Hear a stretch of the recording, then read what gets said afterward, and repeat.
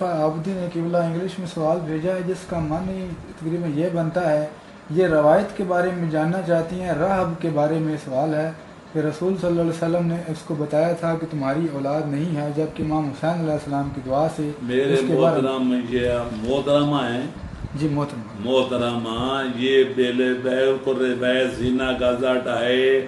آپ جہاں آپ کو معلوم ہونا چاہیے کہ روحانیت عیسائی مذہب میں ہے، وہ نہ شادی کرتے ہیں، نہ اچھی خوراک کھاتے ہیں، نہ اچھی پوشاک پہنتے ہیں، نہ اچھی سواری پہ سفر کرتے ہیں، نہ اچھے مکان میں رہائش رکھتے ہیں۔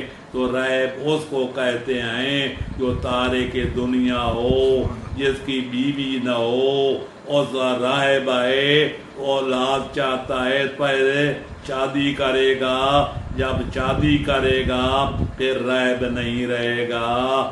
جب متضاد چیزیں ہیں، راہب بھی ہے، اولاد بھی طلب کرتا ہے۔ رحمت للعالمین اس کو مایوس کر دیتے ہیں۔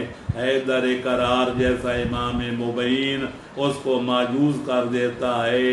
امام حسین ضد کر کے بیٹھتے ہیں، ایک بچہ دیتے ہیں، دوسرا دیتے ہیں۔ یہ شرک جلی ہے، اس کا نام و نشان بھی ہماری کتابوں میں کوئی نہیں ہے، اور عقل کے بھی خلاف ہے، قرآن کے بھی خلاف ہے، آل محمد کے فرمان کے بھی خلاف ہے، مذہب شیعہ کے اصولوں کے بھی خلاف ہے۔